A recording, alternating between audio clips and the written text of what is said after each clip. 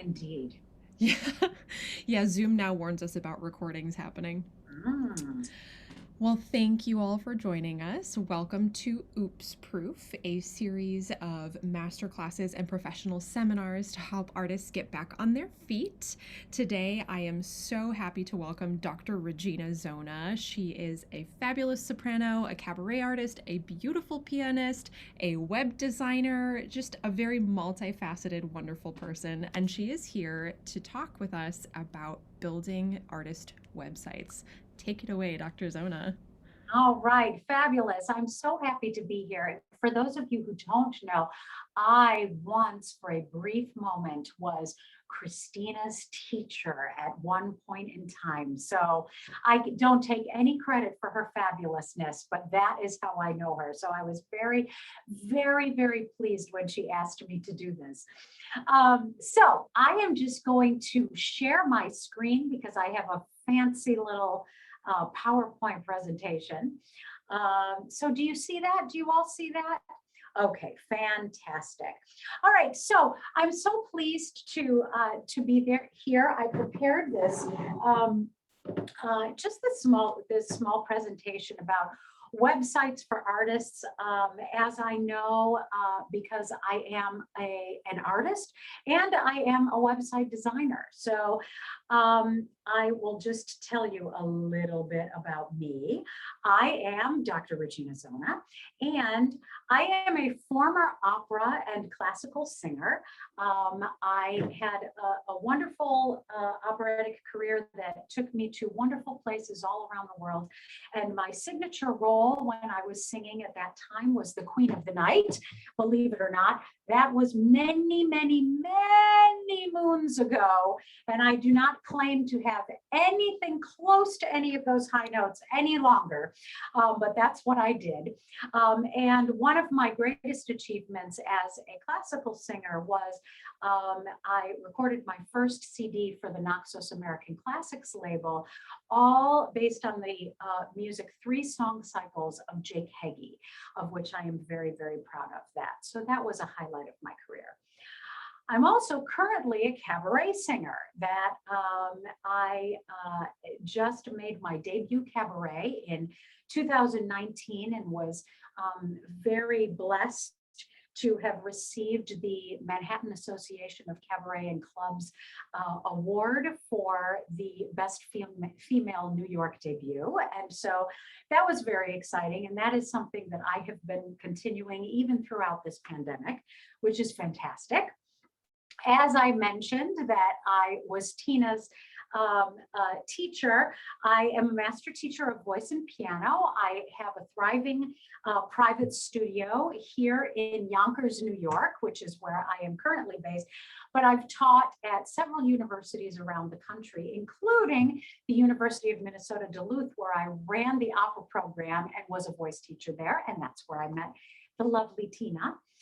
I also have a very brand new company called the Singer Savvy Academy. And it is an online academy specifically for singers to help enhance their musical education by offering online courses that address all of the musical performance and artistic skills that singers need, including piano skills for singers, sight singing, performance techniques like role preparation and audition techniques. There's music fundamentals with music theory and practice techniques and so on and so forth. So it's just a whole series of courses that will help enhance a singer's musical education. And I'm really excited about that. So that just launched last week. So that's a really exciting new project. But the reason that I am here is because I am also a part-time web designer. I have a web design business called Tosca Web Design. because I'm an opera singer. I was an opera singer. And so I work primarily with artists and small businesses, creating their web design to help them sell what they need to sell, or inform the public of what they want to inform them with, or whatever it is that they need. And so I've been doing this business for, oh my goodness, I think maybe about 12 years. And so it's something that I really, really enjoy doing. So that is why I'm here today, to talk to you about why it is that you need a website and how to actually make sure that you're putting on the web what it is that you really need to have on the web as an artist. So the purpose of a website there are several main purposes. Primarily, it is that the public wants to see you. All right. Then they want to get to know you. They want to hear you if you are a singer. They want to contact you, and they want to see what you have done and perhaps see what's coming up. Okay. Secondarily, they want to get a sense of what your personality is.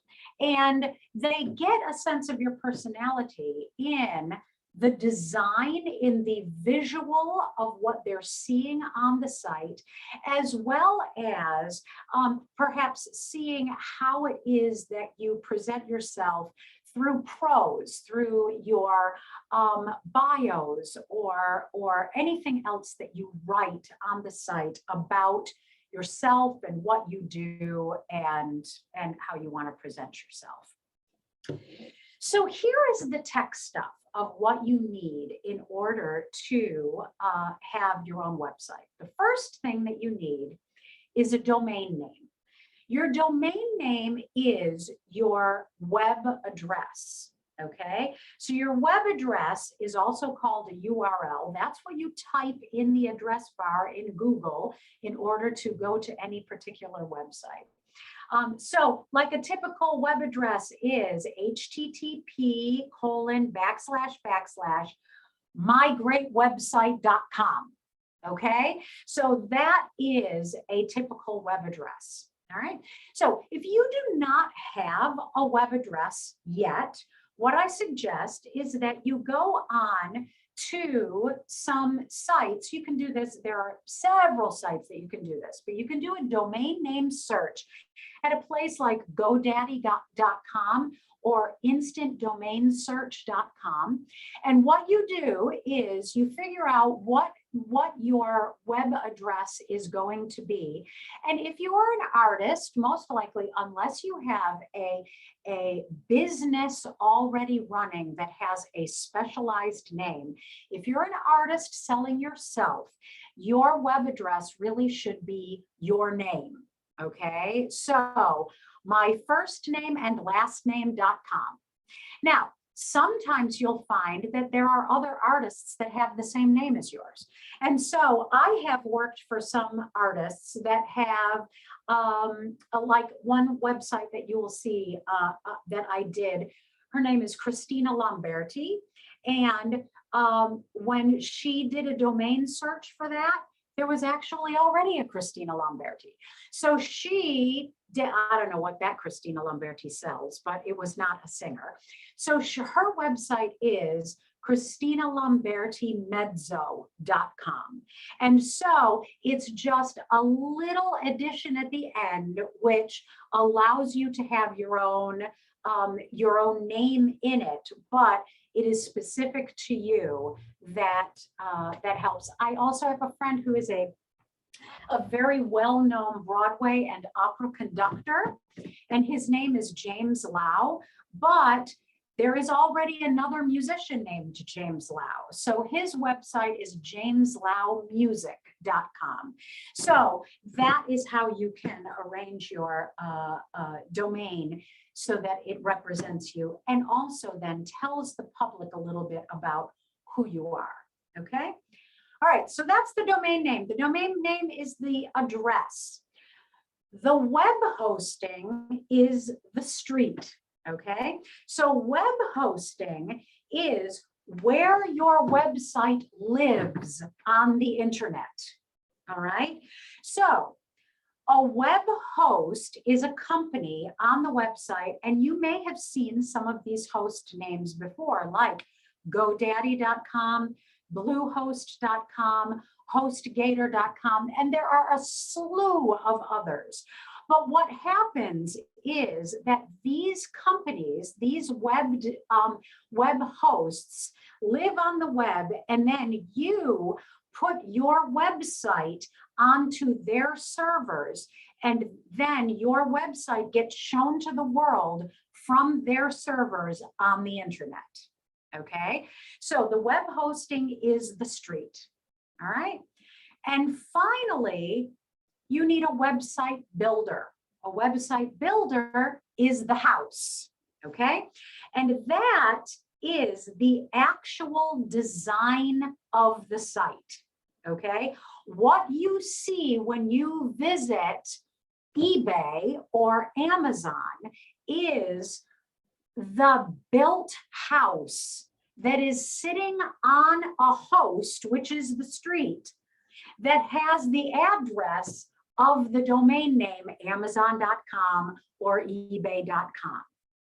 Okay, so these are the three components that you need if you want to have a website. Now, the website builder, there are several website builders out there, and some of these builders also act as hosts. So you see that WordPress is a builder, Wix, Weebly, Squarespace, they're all builders that you can actually create your website and make it look pretty and put all your pictures on and your audio files and your video files and your bio and everything. That's the building aspect of it. And then some of these sites also actually host your site as well. Okay, so that brings us to the all-in-one solution. All right, so while you can purchase your domain, your hosting, and your builder separately, there are some services that offer everything in one place. So if you do not have anything, you don't have a domain name yet, you could go to any of these websites, squarespace.com, wix.com, weebly.com, and wordpress.com, and you can look up your domain name, and then you can purchase your domain name right from there. And when you've purchased your domain name from there, then you can, they will offer you hosting that you can buy your hosting with them. And then once you're in there and you have your hosting, they all have builders that you can design your site with pre-designed templates, that all you have to do is you can just pop in a template into your account and then just swap out all of the photos, all of the text, and add any kind of plugins or anything that adds to the functionality of your site. You can do all of that. Now, the one caveat is that if you go to any of these sites, Squarespace, Wix, Weebly, even WordPress, what they will do is they will say, you can have your website up here for free. Design your website for free. And that sounds super great, but I'm going to tell you that you do not want to do that, okay? You always want to pay for a package. Okay, a package can be anywhere between $10 and $25 a month to pay for your hosting and have the website builder with their service. So the reason that you want this is that if you went on to Wix.com and you wanted to have your site as janesmith.com, okay? You will not get that exact domain if you don't pay for it. What will happen is that on Wix.com, your website will be janesmith.wix.com. Okay, so that Wix or Weebly or Squarespace, they put their own branding in your URL. And so we don't want to advertise Wix and Weebly and Squarespace. We want to advertise you, right? So you want to get their branding out of it. All right. So when you pay for a package, you will pay to have their branding removed. And not only from your domain, meaning that it will just be janesmith.com, but also when you go to build your website and make it all pretty, it will remove their branding from any part of your website. Oftentimes, if you scroll down and you see the very bottom bar, which is called a footer of a website that has been created in Weebly or Wix or Squarespace or whatever, it will say something along the lines of website built by Squarespace or by Wix or whatever. And I mean, that's okay, but why do we want to advertise them? We don't want to advertise them. Okay, we want to advertise you. So when you pay for a package, for an all-in-one package, it removes their branding. All right. You will also have the most options to customize your site in any way that you want. If you want to sell CDs, or if you want to connect your website to another business website through a subdomain or something, you will have that option with a paid site, which you would not have with a free site. And finally, almost the most important thing is that when you pay for a site, you are also paying for tech support. Okay, if you ever have any kind of problems with your site, you want to make sure that there's somebody at your disposal 24 hours a day, 7 days a week, that you can contact on chat or via email and say, my site is down, I don't know what's going on, please fix it. And with paid programs, they will have tech support that will be available to you. So that's why it's super, super important that you pay for your site in the all-in-one solution. Okay, so that's the tech stuff. That's what you need. You certainly, as I said, you can buy everything separately if you want. You can buy your domain from GoDaddy.com, and you can buy your hosting with WordPress, and then you can use a builder like Elegant Themes to work on WordPress if you want to do all three of those things. But if you have no tech experience whatsoever, going to one of these all-in-one solutions is going to make your life a lot easier because everything will be housed in one place. All right, so the next thing is to figure out what your design is going to be. All right, so you have a choice with your website. You can either have a one-page website or you can have a multi-page website. All right. So when we're talking about design and pages, what pages are obviously you go to a website and you go to Amazon and you see the homepage of Amazon. Okay.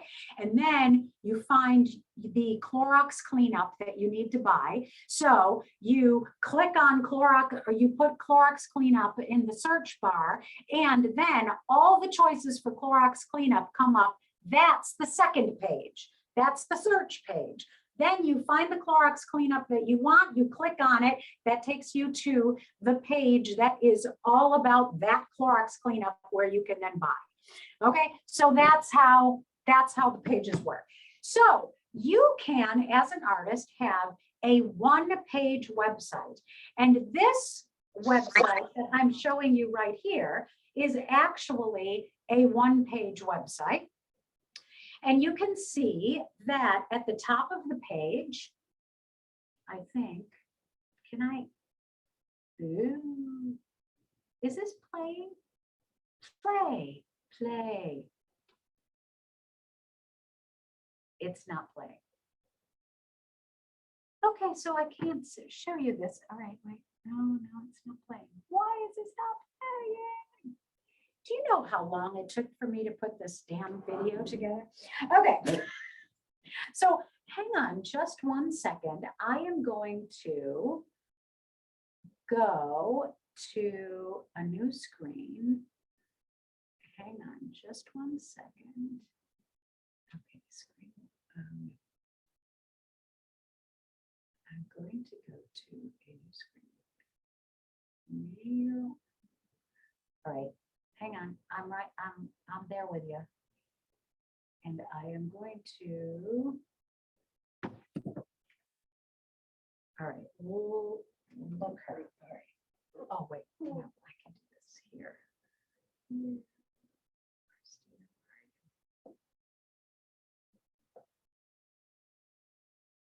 Oh, there she is. Okay. All right. Okay. Can you see this? Can you see this website? No, we can't. I think maybe stop your share and then start a new share of that website. Oh, got it. Okay. All right. So here, share. Can you see that yet? Yes? Okay. All right. So this is Christina's website. All right. And you can see that here up at the top, you see the navigation menu. All right. But as you scroll down after the picture, you see that there is a quote of hers. Then there is her biography. Then is her repertoire list of operatic roles and concert repertoire. Then there are her upcoming engagements. Then there is a gallery, and each one of these gallery pictures opens up into what is called a light box. Okay. Then below that is another quote. Then is her contact form and her footer. Okay. Everything in her website is all on one page. So you can see that if I go to any of these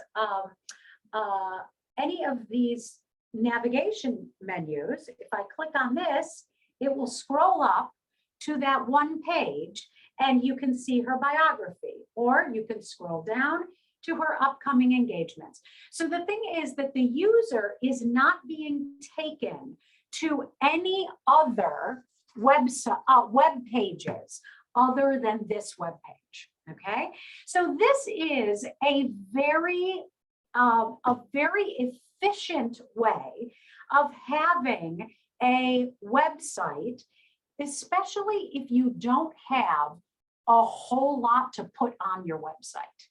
Okay, if you have very few engagements or a very short biography or not too many pictures or whatever, having a one-page website can serve you very well. It's short, it's sweet, it gets to the point, it has all of those primary purposes right in front of you. So you can try that. Now, the next one, let me see if I can find this guy.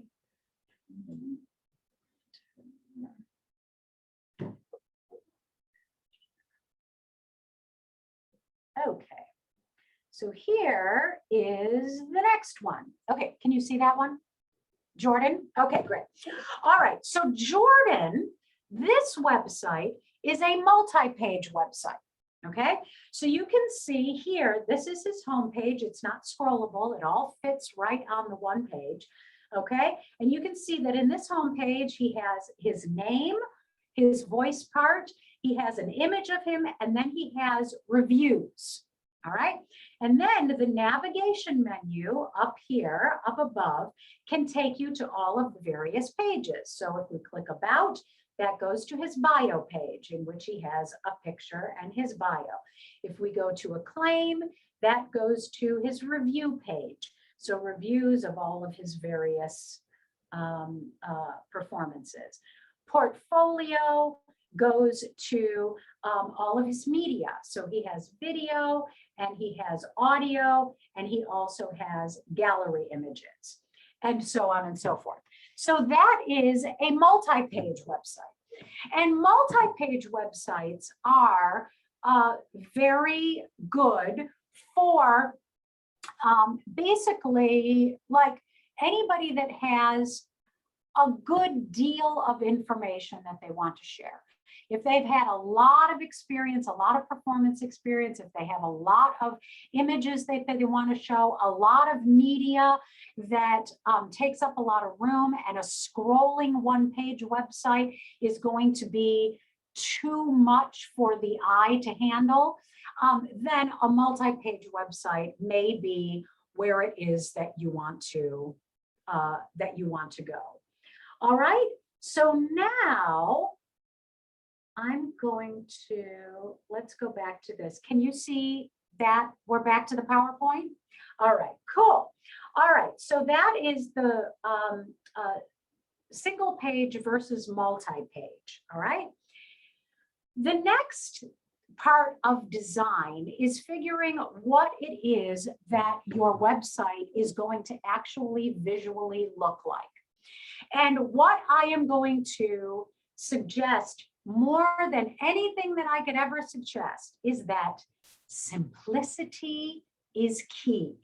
Simplicity is key. It's important that your site is easy to navigate on the eye, okay?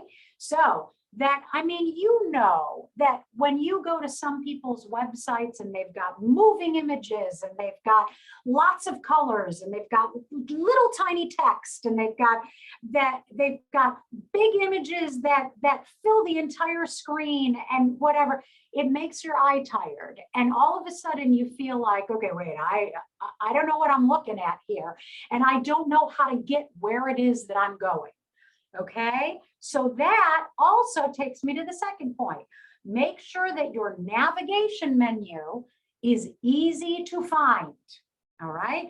So that if somebody is looking up how to contact you, and so they just do a Google search for Jane Smith, and Jane Smith's website comes on, and they are taken to this first page, it should be very easy for them to find the contact, either the contact form that is right there on that first page, or the contact page that they can go and that they can fill out to get in touch with you. Make sure your navigation menu is easy to find. And along those, to just bring that point home, make sure that that contact form and info is very easy to find. All right, because after all, why do you have a website if nobody can contact you? All right, it's not just for people's visual pleasure to say, oh, isn't she pretty? I'm so happy that she's there. No, I mean, yes, we want them to see how pretty you are, but we also want them to call you and say, we want to give you money. So let me tell you what we got. That's the important thing. All right. Also, simplicity also means that you have as much negative space as you have positive space, okay? And so looking at this PowerPoint slide as I'm showing you, there is a picture that fills up a certain portion of one half of the screen, and there is text that fills up an equal portion of the other half of the screen. And then all around it, there is white space, okay? The white space is the negative space, okay? When we have nice, bright, negative space, that allows our eyes to focus on what we want our user to focus on and not get distracted by other things, okay? So negative space is just as important as positive space. All right, Now, going on to color, all right, because obviously all white websites are boring, okay? So obviously we're going to be adding some colors. So my suggestion to you is try to stick to lighter colors, okay? It's not that darker colors don't work. As a matter of fact, the very first website that I showed you, Christina Lamberti's website, was a dark website, dark blues and blacks, okay? But sometimes if the design is not really designed by somebody who really understands how colors react on the eyes, sometimes using darker colors as background colors makes it difficult to read the text. And again, we want the text to be easily readable, okay? Now, what I would suggest is if you want a flashy color, I mean, if a hot pink is your favorite color, and that is the color that you want to use on your website, then use that as an accent color in the design. Use that as the color for the titles, or the color for your name, or the color for a border around your images. But don't use hot pink as the background color, okay? So that's how you can use a flashy color as an accent. Or if you have a lot of images that you want to display, use your images as the color on the website. And then the rest of the website can be very neutral, whites or light grays or light pinks or whatever it is, so that it's the images that provide the color, which again then grabs our eye to your images. That's what you want them to see at that moment. And that's what will make it pop and make your website interesting. Then there are fonts, okay? So fonts are the type of the text, all right? So use fancy fonts sparingly. So you see in my text here, use script fonts, and you see that script is a very fancy font. I mean, it's a pretty font. I love it. But if you have an entire paragraph in that script, people are going to scroll right by your site. They're going to cancel out of your site because their eyes are going to get tired. They're not going to be able to read what you're doing. Okay. So if you really want a script font, if you are married to a calligraphy font, then use that for headings. Okay. Don't use it for the regular text. So use it when I'm talking about headings. If you have a page that is your about page or your biography page, at the top of the page, you might have a heading that says biography. And then on that page is your actual biography. For the heading, use the calligraphy font that says biography. And then underneath it, use a simpler font. And so there are fonts that are called serif fonts and sans serif fonts. What a serif font is you can see, first of all, you can see the main text that I am using for my slides here are a sans serif font. Sans means without, okay?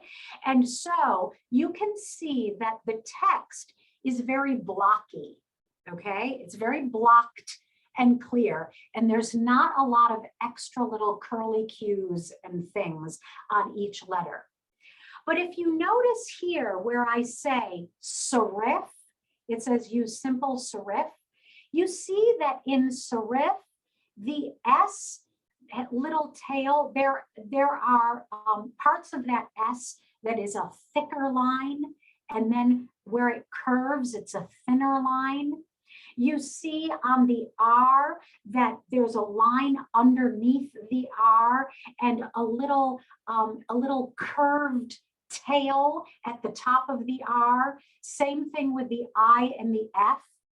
If you compare that serif to where it says sans serif, how the sans serif there is no difference between the strength of the lines of the text.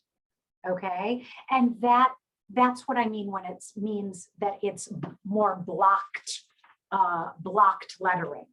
Okay, that's what you want to focus on. Now, serif fonts are totally fine as long as they're not too wacky.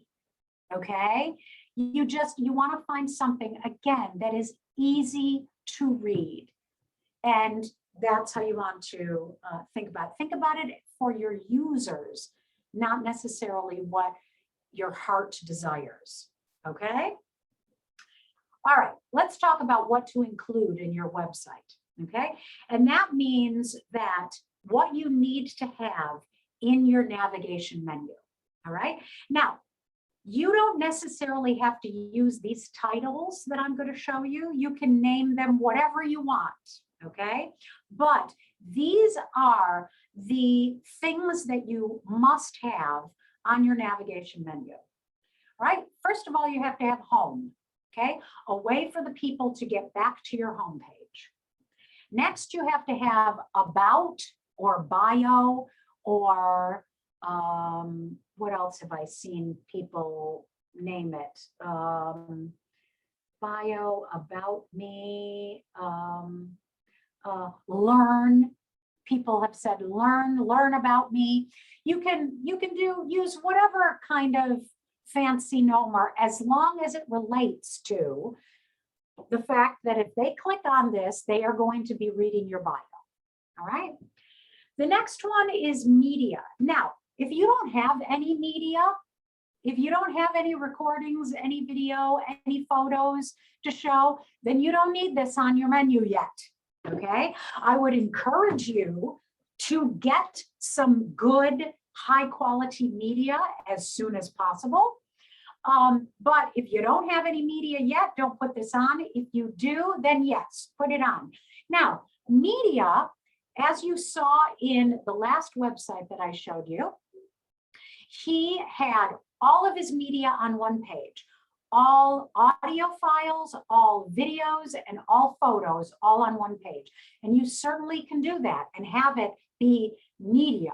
Or you can split this up into 3 different pages if you have a significant amount of all of these things. You can have watch, listen, and look as images, video, audio. Okay, so you can break that up in any way that you want. But essentially, media is something that is important as an artist that you put on there. Okay, and then obviously contact. Contact is going to be very important. All right, now here are some optional items. Repertoire. You could list roles that you are prepared to sing or roles that you have sung. You could list repertoire like major song cycles that you have performed or major or are ready to perform or other major works like oratorio works or concert works that you could do. That what repertoire lists do is it allows your user to see what kind of singer you are, okay? So that it shows sort of what repertoire your voice is suited to sing and what you will be able to sing. Okay, so you could do that. You could also include a reviews page. If you have professional reviews, then that's something that you could include. And you can also include a calendar page if you have engagements. All right, so that is something that you can also do. All right, so I am going to show you, I have to go back. Oh, damn, hello, hi. I have to go back to my sharing. Hang on just a second. All right, because I have to look these up.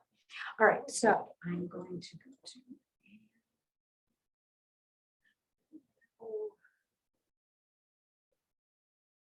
Okay, so first, what we're going to do is we are going to talk about, talk about home pages. All right, so I have 3 examples of home pages that will give you some ideas as to what you can have as the front page of your website. So this is Anna Lorenzo, and her home page is what I call an extended highlights page. All right, if you scroll, I'm just going to scroll very quickly. If you scroll through this home page, it looks very much like a one-page website. Okay, but the thing is that this is not entirely a one-page website. It just has highlights of what people can find on other pages. So you notice she starts out with a nice big picture with her name and title. Then she has a little welcome message that is just a sentence or 2 that is just sort of like, hey, I'm so glad you visited my website. This is a little bit of who I am and what you're going to see on this website. Okay, so that's something that you can offer. Then she has a little bit of her bio, highlights of her bio. But notice that here there's a learn more link. And so what can happen is that you can click on that learn more and it will take you to her full bio page. All right. Then going down, here's a quote from Upper News.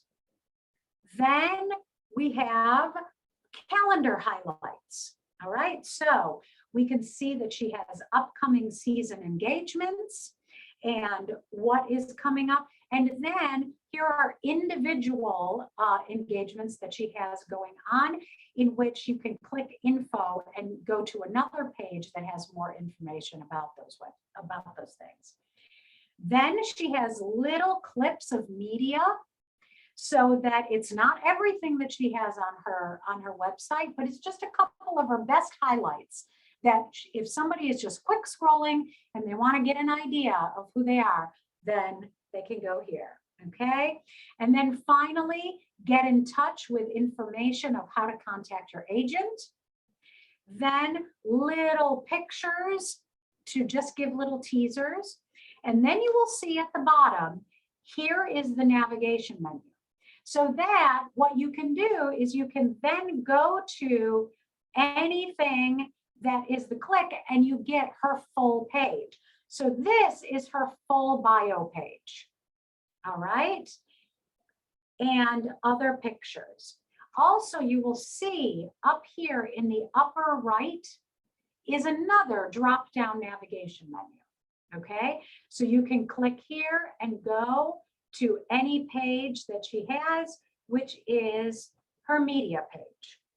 Okay, so her home page is basically what I call an extended highlights homepage. So it gives everybody the benefit, fast scrollers, the benefit of just getting an idea of who you are and what you do. And then it can open up like a book to go to more detailed information later on. All right. Okay, then the next one is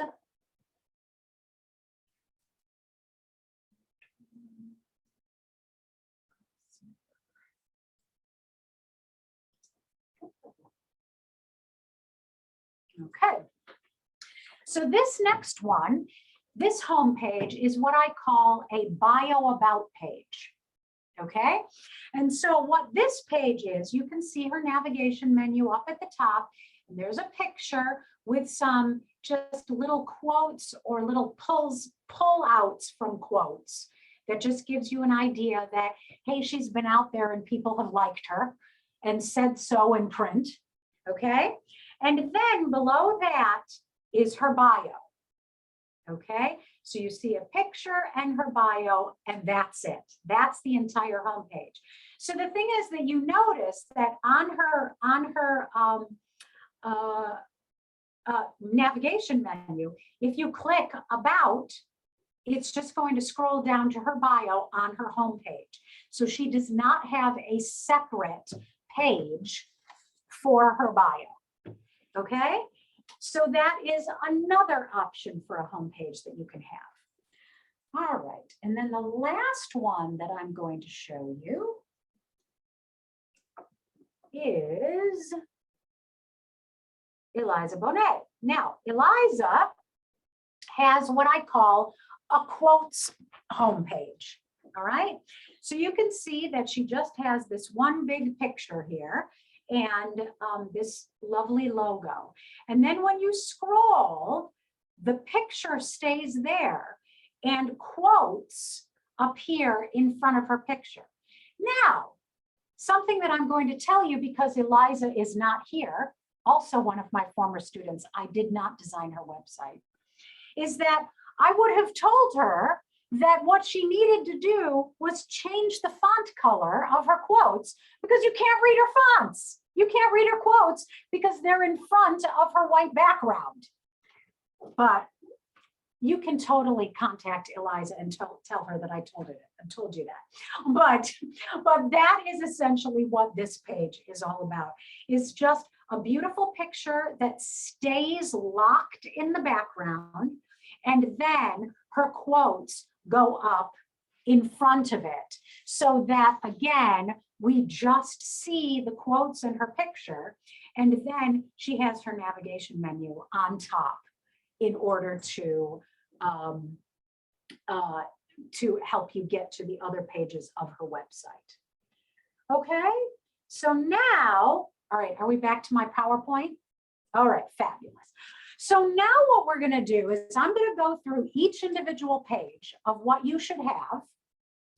I'm sorry, I'm really talking a long time. So I hope that it's perfectly okay that I can stay here all night if you can stay here all night. So anyway, so the first thing that I want to talk to you about, oh no, we have to get through those. Okay, all right. The first thing that I want to talk to you about is the about and bio page. All right, because this is the most important, besides the homepage with your picture and a contact. This is the most important page that you have, or the most important section on your one-page website that you're going to have. All right, this is the place for your long-form, detailed bio in prose. All right, so you do not need to be brief when you are creating your bio page on your website. Okay, but what I would suggest is that if you have a whole bunch of stuff, okay, if your bio is 16 paragraphs long, what you want to do is you want to use bold text to highlight the important points. Like maybe you've sung at lots of different opera houses or in lots of different programs or whatever. Highlight those houses or theaters in bold text so that because people are skimmers these days, very few people actually read every word in a bio, especially if the bio is 16 pages long. Okay, so use bold text in order to pull out some of those really important highlights that you really want people to stop skimming on. Okay, you can also put quotes in italics in order to have them stand out. So that again, it's just something to interrupt the skimming of your eye that makes them highlight, go to what it is that you want them to do. All right. This is one of my biggest pet peeves. Do not recreate your resume on your website. Okay. I see so many people do this, especially musical theater people do it, that they just take their resume and they make it into a photo and then they post that photo on the website. I despise this. A website is about creating a visual experience. It is not about just having a list of a paper resume with all of the details of what it is that you've done and can do, okay? Do not recreate your resume, all right? However, what you do need to have is you need to include a link to your publicity materials, that is your resume, in document form along with your images, okay? So if a symphony orchestra has hired you and they need to have your image and your bio for their program, you can just send them to your web page that is your about page. They will see a link to download your bio and your image, and they will have that all for them. If you are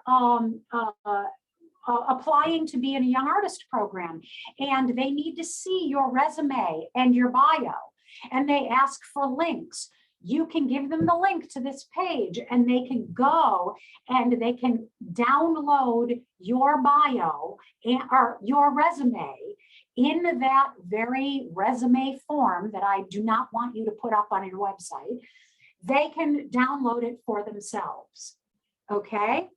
Now, just a quick thing about bios. You need at least 2, if not 3 bios.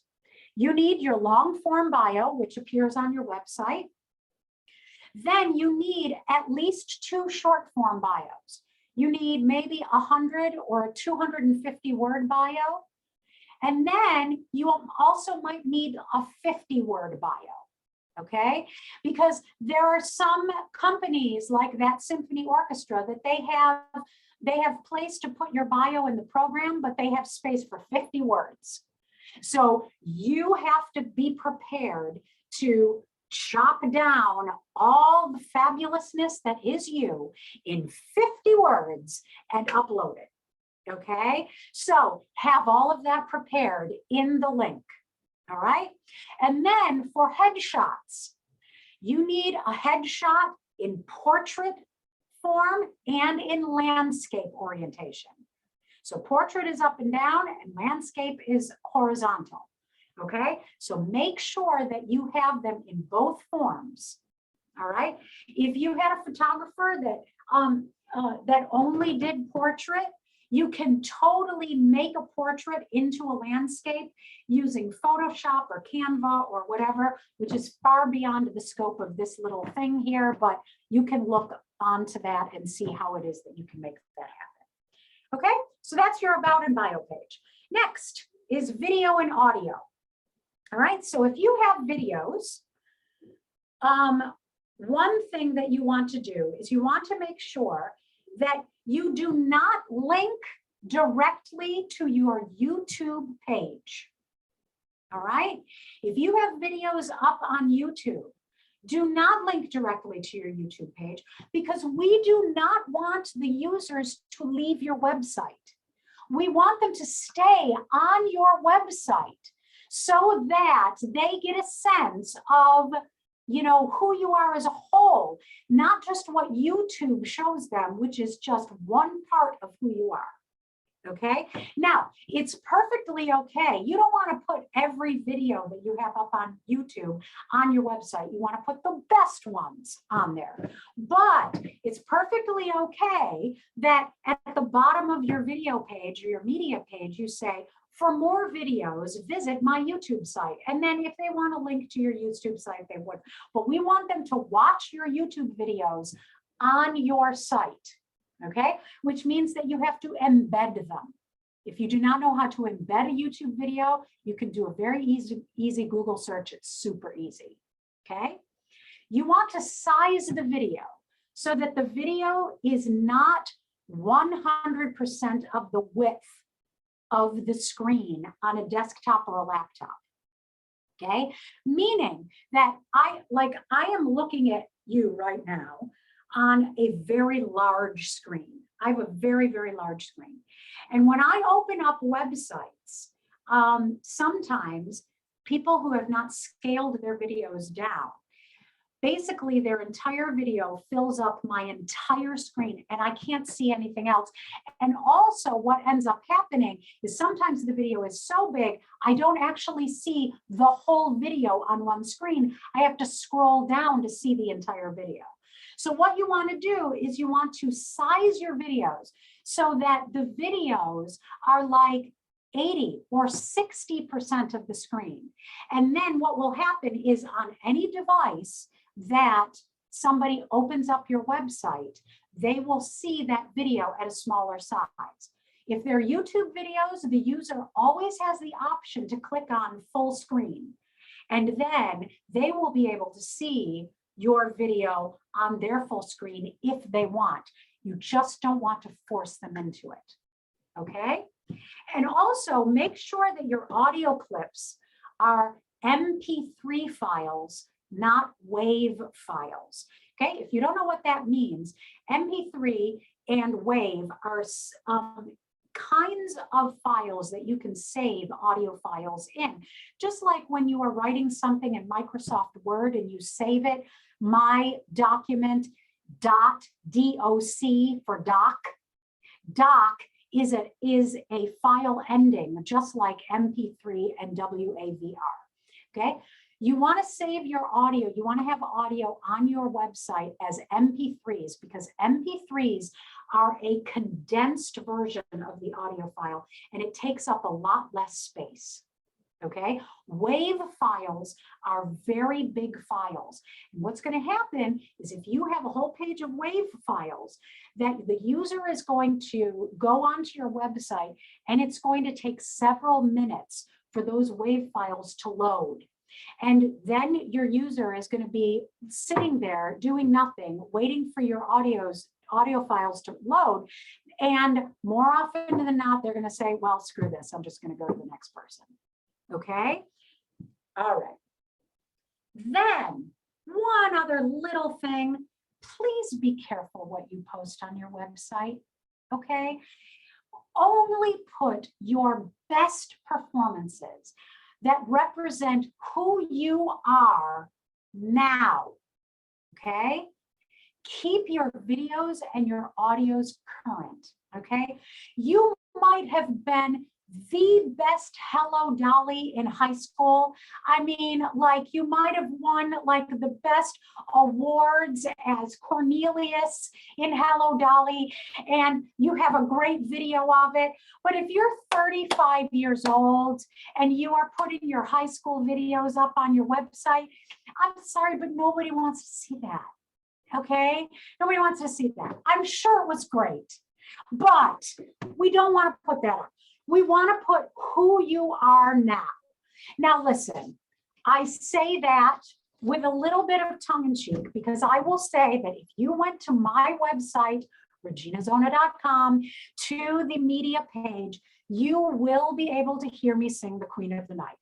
But I have a little caveat on there that says, this is a blast from the past, and I don't sound like this anymore.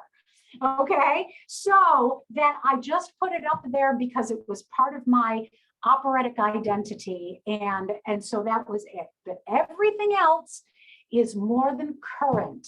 Okay, so yeah, you can go a year back, you might even be able to go 2 years back, but don't go 5 years, 10 years, 15 years back. Make sure that everything is current and make sure that it is presenting as professional a quality as you can. Okay, images. If you have a gallery, you need to use high resolution images, but you need to size those images so that they fit the image holder in your website builder. Okay, again, when you get into your website builder, there will be a holder there that says, put your great headshot here. And you want to make sure that your picture fits that space, because if it doesn't fit that space, if it's too small, you're going to have too much negative space and the picture is going to look weird. If it's too big, then we're going to be looking at your navel and not your face. And maybe you want to show that, but I doubt that you want to show that. Okay. Also, if you're putting a picture on a page that has text on it, make sure that the text wraps around the picture. Okay. If you have a picture that is that is, half the size of the page, but you have text that is one sentence, then what's going to happen is that one sentence is going to sit near the top of that picture. And then you're going to have this huge amount of white space that doesn't make any sense that people have to scroll through. Okay, so scale your pictures so that the text wraps around them. Horizontal pictures work best for headers. Okay, like all of the websites that I've been showing you on the home pages, that you've seen horizontal images. Make sure that you use horizontal images. Do not put vertical images in horizontal image placeholders. Okay, because what they do is that they always focus on the center of the image. And that means that if the center of the image are your boobs, then that's what they're going to see. Okay, so we want to make sure that those are in there. Make sure that the image has a title and alternative text that is descriptive of the image. Okay, what I mean by that is that if you've been on a website and you take your mouse and you hover over a particular image, you will notice that a little banner pops up, and the little banner pops up with some text, and that text is the title of that image. If the title of your image is Canon 50D 7329128.jpg, then that is very distracting. Okay, but if you put the descriptive text of Regina Zona soprano, then when they hover over that image, they will know exactly what that image is, and it will not be distracting. Use your publicity photos and production photos if you have them, okay? But keep your backstage photos and your personal photos to a minimum, all right? The thing is that, I mean, yeah, I know that you have a lot of fun backstage with, all of your gal pals and, playing poker with your, first ladies and all of that, and in costume and drinking a beer, whatever it is. I know that you're having a great time. But the thing is that, again, you want to remember that first and foremost, this is showing your professional image. And secondarily, it is showing your personality. Okay, so the thing is that, sure, if you have some great backstage photos that sort of capture something special in the moment, if you were standing, if you have a selfie with Sam Raimi, then you post that because you've got a famous guy that put his arm around you. That is totally cool. Okay, post that. But be careful of the other images. And also, if you don't have professional production pictures, okay, but you do have pictures from productions, make sure that amateur pictures look professional, okay?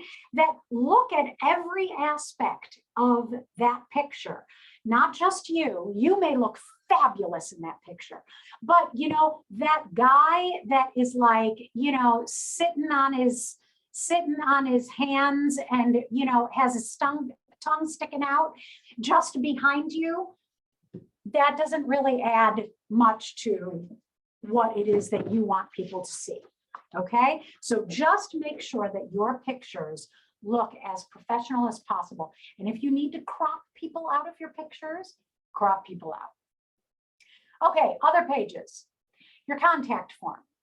Use a contact form instead of just putting your email address and phone number on your website. Okay, use a contact form, because the thing is that there are bots that scope out every website on the entire internet, and they find people that have put their email addresses on there, and then they spam them to death. Or they sell those email addresses to other people that will spam them to death. So you do not want to put personal information like that on your website. If you use a contact form, the contact form, all messages in a contact form will be sent to your email address, which then you can respond to people from your email, but it will be hidden behind a spam protector. And so make sure that you do that. If you have an agent, their information should be the primary contact information. Okay, and then the contact form can be for personal inquiries. Okay, but you want to encourage people to contact your agent. Okay, that's what they're there for. All right. Repertoire pages. This may or may not be necessary. You can use repertoire pages as an approach if you have very little performance experience to put in a bio, but you list roles that you have learned or you could sing if asked. All right. You could also use this if you have a really long resume of roles, if you are very, very experienced with many decades of performance experience behind you, but you don't list every role that you are still singing in your bio. So then you can have a repertoire list so they can see everything that you are ready to sing right now. And again, it's right now. It's not something that I would never put the Queen of the Night in my repertoire list. Okay, even though I sang it, I do not sing it now. And so the repertoire list is about what you could be hired for now. Okay, your calendar. One thing is do not embed a Google Calendar into your website, okay? And because I say this because unless you're Joyce DiDonato, who has a very full Google Calendar that is just booked up for 4 years and there's no free days, your calendar is not going to look like that. There's going to be lots and lots and lots of days that you don't have anything going on. And we don't want to show people that you don't have anything going on. We want to show people that you're super busy. Okay? So do not embed a Google Calendar. Instead, what you can do is you can have 2 sections. You can have an upcoming engagement section and you can have a past engagement section. All right? Only put the upcoming engagement section if you have upcoming engagements. If you don't have upcoming engagements, you don't have a placeholder for them. Okay? Just erase the heading upcoming engagements. All right. And then what you can do is instead of putting past engagements, you can just write engagements and then list the past engagements that you have, maybe going back maybe a year, maybe 2 years, but don't go too much farther back than that. Please do not list every gig you have ever had. Okay, that's not the purpose of this. Your bio and your repertoire lists are the purpose of this. And also, if you have upcoming engagements that you that are with a company and the company has already advertised it, and there are places that they can buy tickets, you can have a little button next to that upcoming engagement that takes them to the website of the company where your fans can buy tickets. Okay, so you can do that. All right, reviews. If you don't have any professional reviews, you do not need this page. All right, so, but if you do have professional reviews, now also, if you only have 1 or 2 professional reviews, you also don't need this page. But what I would suggest is use them elsewhere in your site. Use them in your bio, or use them on your homepage or something else. All right. Now, sometimes critics do not realize that you're actually going to try to pull out what it is that you want to have on your website from their review. So what we need to do is we need to do a little help and cutting and pasting. So what you can do is you can use the ellipses, the 3 dots, as a way to take out information that doesn't involve you. So for instance, if the review said Jane Smith was an excellent musetta and she and her Marcello, played by the formidable David Jones, acted with great passion, you can say, Jane Smith was an excellent musetta and she ... acted with great passion. Okay, so that's how you can make your reviews be more specific to you, because we don't want to advertise David Jones. Who cares about David Jones? It's all about you. Also, this is something that is super important. You can use, if you've never gotten reviews written in publications, but you do have great quotes from reputable people that they said to you in person, you can say that. For instance, I still use this review in my classical bio, that I was in a master class with Martin Katz, the great accompanist coach. And he said to me, I was singing something, a song by Richard Strauss. And he said to me, you have the perfect voice for Strauss. And so in my bio, I say that I have been described as having the perfect voice for Strauss. And I put perfect voice for Strauss in quotes. Okay, so that is a completely legitimate quote. All right, so you can use that to add a little spice to it if you want. But again, what you don't necessarily want these quotes to be from your voice teacher. I mean, we hope your voice teacher thinks that you're fabulous. Okay, but we don't need these. We want these things to be from people outside of you, directors or people that have done master classes with you or whatever it is. Okay, but you can use quotes. All right, social media. Social media links only link to pages that are professionally based on your social media, okay? So the thing is that if you are a die-hard supporter of cow cloning, all right, you're a diehard supporter of cow cloning, and every Facebook post that you do is about you supporting how passionate you are about cow cloning. Please do not put a link to your Facebook page on your professional website, because then they're going to go to your Facebook page and go, who is this woman that is really into cow cloning? And do we really want to support a woman who is into cow cloning? Okay. You obviously know what I'm talking about here. Okay. All right. Whatever your views outside of the professional world, or perhaps even inside the professional world, are, you want to make sure that you are always presenting yourself as professional as possible. And whatever you do on your social media, you want to make sure that you are only leading people there if they enhance your brand. Okay. Do not embed your social media feeds on your website. I have seen many websites that have their Instagram feed on their website, which is great, which is fabulous, but they have one picture of a professional photo that was taken from some performance that they've done. And then they have pictures of, when they had hot dogs with their grandma and of their dogs and, when they went to the state fair.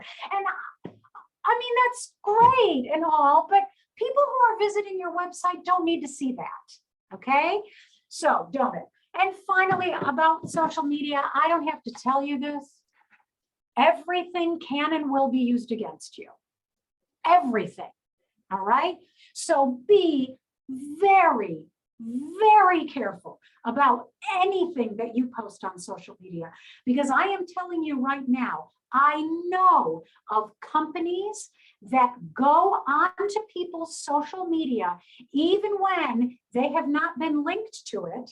They find people on social media and they scroll through what you do to see if there's anything controversial that you are offering up there into the world, and they will not hire you. Okay, so be very, very, very careful. Okay. Okay. Finally, this is the last page, I promise. Oh my God. I'm so sorry I'm taking up so much time. I won't charge you extra for this, I promise. Okay. All right. So focus your site. Do not add blogs to your professional singing site. Okay. Do not include other businesses. Even if you are a teacher, do not include your teaching business in your singing site. Okay. If you want people that want to hire you as a singer to visit your singing site and not get confused. People get confused and distracted very easily. Okay, so do not add other stuff. All right. Make it responsive. What that means is make sure that your site looks good on all types of devices. All right. Phone and tablets. There has been a Google and other search engines have really cracked down on websites that are not mobile friendly, because about 70% of people who scroll the internet scroll it on their phones. And so if your site does not look good on a phone because it was designed specifically for a desktop, then people are not going to look at it. They're not going to stay on your site. Okay. Now, the good news is most of these site builders that I told you about at the beginning have templates that are already mobile friendly. But what you want to do is you want to make sure that you test it out before you put your site out there. Test it on your phone. Look up your website on your phone, on a tablet, and see how it looks. And there may be things that need to be adjusted for particular devices, and there are ways to do that. Update your site regularly, please, please, please. Even if you don't have anything going on, even in a pandemic, a global pandemic, if you have done some professional quality work that you posted online on your YouTube channel that really shows you off well of who you are in this pandemic, you can put that on your website. Even on your upcoming engagements page, you can say, due to the pandemic, my 2021 engagements have been postponed, and I will update this page as soon as the dates come back. Okay, but update it regularly, not just for your users, but also for search engines, because search engines reward sites that have constant updates. Okay. When you are planning out your site, look at lots of other sites of artists that are at your current level. Okay. Now, if you go to Joyce DiDonato's website, it's a fabulous website and it's incredibly interactive and wonderful. But I am telling you, you do not need Joyce DiDonato's website. Okay, that is not what you need. You do not need to copy that website. What you want to do is you want to go to websites of artists that are around your level, or maybe even just above your level, so that you can see how it is that they are navigating all of their information. Make notes of what you like about the site and what you don't. Okay, because there will be things like, I love Eliza Bonet's site that I showed you, the quote homepage site. I love it, but I don't like that her quotes are in white and we can't read them. Okay, so that's something that you want to make a note of and make sure that you don't do on your site. Draw a mock-up of each page before you start playing around with a site builder. Okay, doesn't have to be pretty, just pencil and paper. Just draw. I want my picture here. I want my bio here. I want my web link there, whatever it is. Okay, and have all of your copy written and all of your media scaled before you start playing around with your site builder. All right, so everything is ready to go. Have several people you trust, more than just your family, to look at your finished site before you go live, and certainly before you post it to social media. Do not say in your Facebook page, hey, I'm making out my new website. Take a look at this and tell me what you think. And you have 600 people looking at it when it's not ready. Okay, you can create a private Facebook group and invite certain people that you trust, people in the business, maybe colleagues, whatever, to look over your site, but make sure that you have some people look over your site before you post it. Okay, and then finally, hire someone if you need to. Okay, if you are overwhelmed with the prospect of putting together a website on your own, find somebody to do it for you. Okay, there are people that do it very affordably and that can do it super quickly and get things running, and they can even teach you how to do it. Something that is new in the past couple of years for my site is that anybody that hires me for my site, I create tutorial videos for them on how to actually update their websites on their own. And I'm not the only one that does that. There are lots of people that do that. And so find somebody that can create it the way that you want it to look. They will give you ideas as to how to make it easy, user-friendly, and they should be able to teach you how to update it on your own. Also realize that if your singing business is a business that you use on your taxes, that having somebody design a website for you is a business expense that you can take off of your taxes. All right. You can also hire people to maintain your site so that if you don't want to, go through the business of updating your site regularly, but you've got new pictures and new media and whatever that you need to have done, have somebody else do that for you if you feel overwhelmed by it. Okay. All right. That's the last page. So I guess my last thing is, even though I've gone on and on and on and on and on, that does anybody have any questions for me that I would be more than happy to answer? Yes, Carmelita. Okay. You mentioned that we should not have our personal information on our webpage. What about the resume that should be downloadable for companies?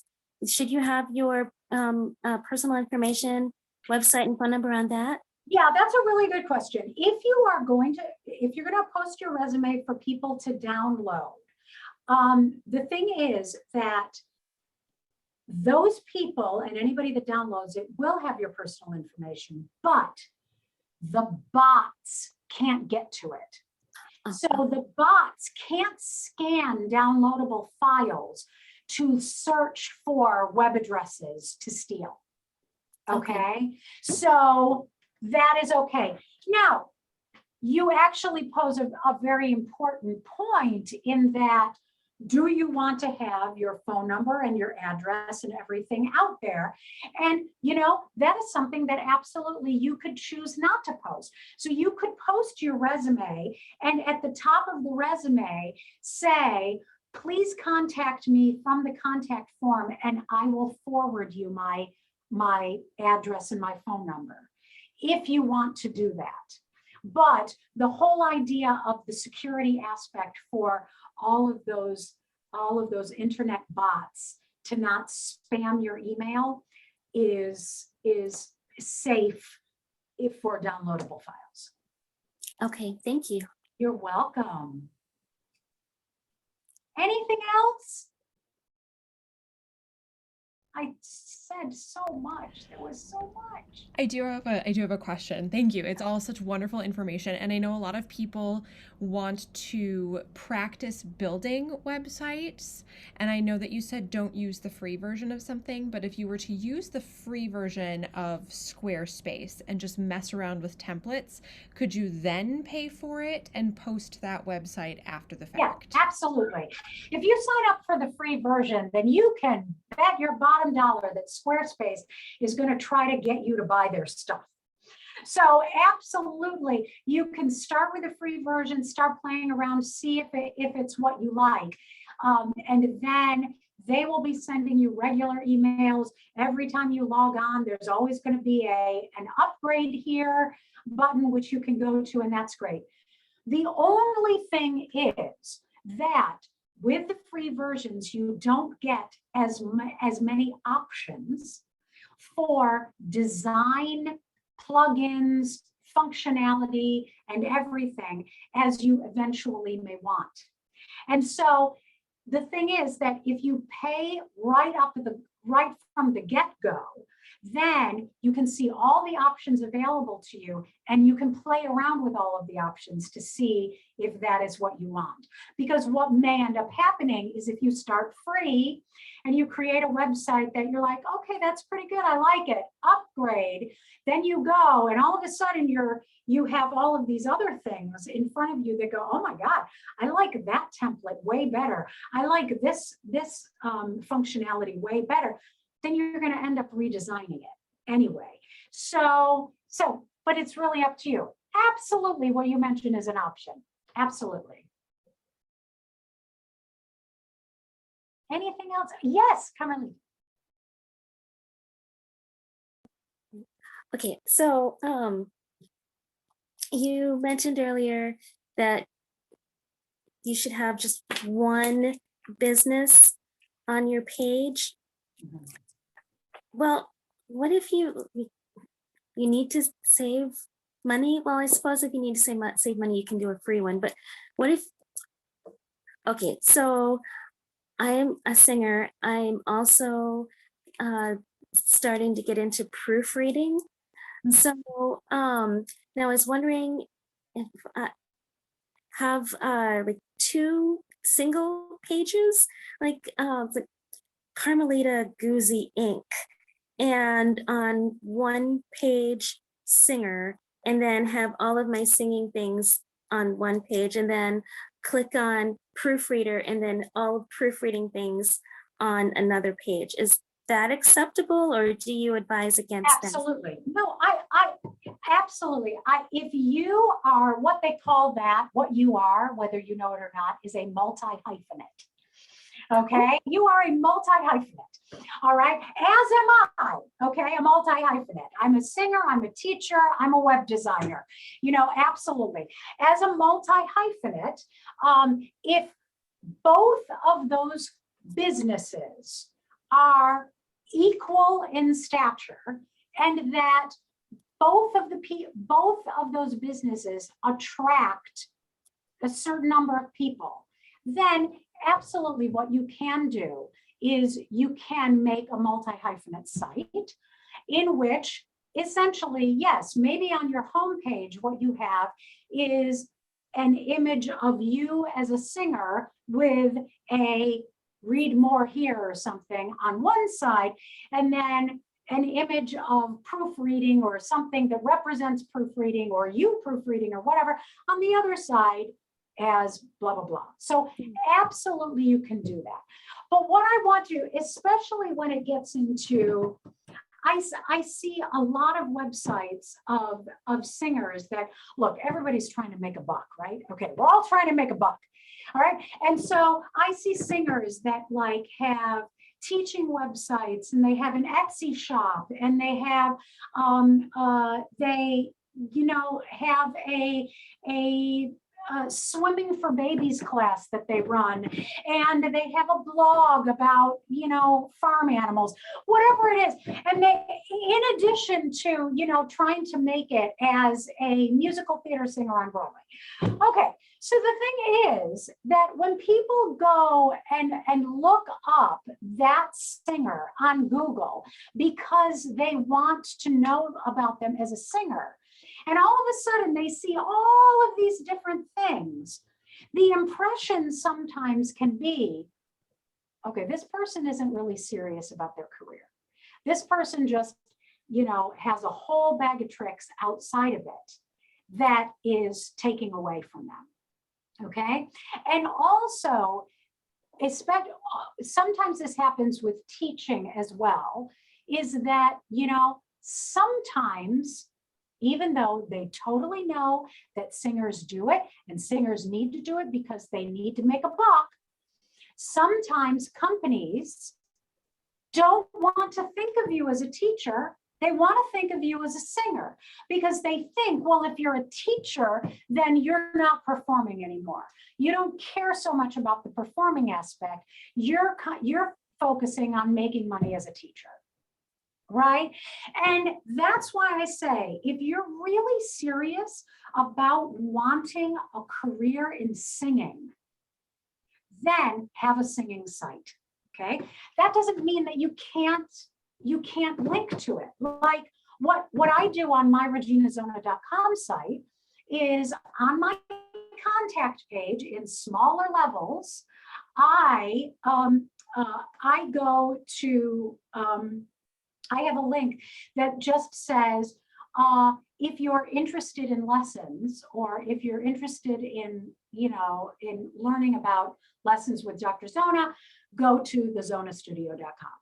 And then they can go on. So say that to me, Christina, one more time. I just saw a chat thing pop up. Yeah, so a lot of opera companies have like a teaching artist position where you are not just a teacher, you are an artist who happens to do teaching artistry within schools or other locations. Is that something that you should leave off your website as well? Or does that, I mean, it's kind of like the intersection of artist and teacher. Yeah, you know what? The thing is that what I would do, I think it really depends on your focus, Christina.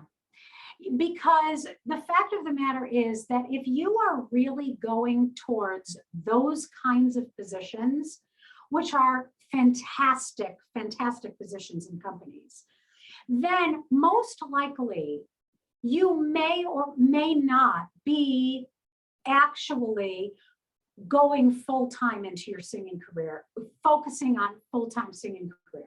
And in that case, what I would do is I would make your main website be your teaching focused website, and then link to a singing website, or on your teaching website, absolutely having a page that is all focused on your singing is totally appropriate.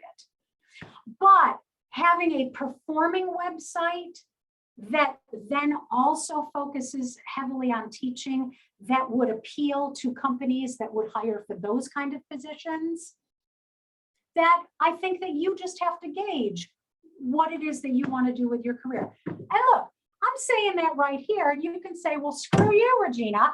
I am 50% teacher and I am 50% dedicated to my singing. And if that is the case, then fabulous. Then have the same kind of website that I just described to Carmelita.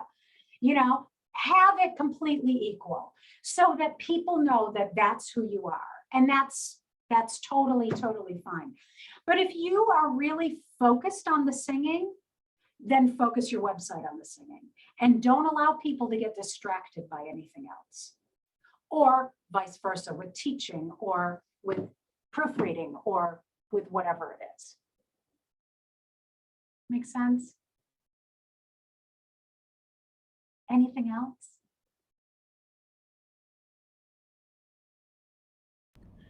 I think that's it. Thank you so much. Well, it has been my great pleasure to do this for you all. And I hope that it was there was a lot of information with not too many how-tos, because that would have taken us to 11 o'clock tonight. So, but I hope that it gave you enough information to actually go and venture out on this exciting journey on your own.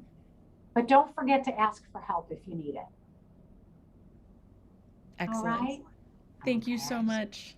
You are so welcome. And I'm going to stop recording. Oh, okay. Are we going to get a notice?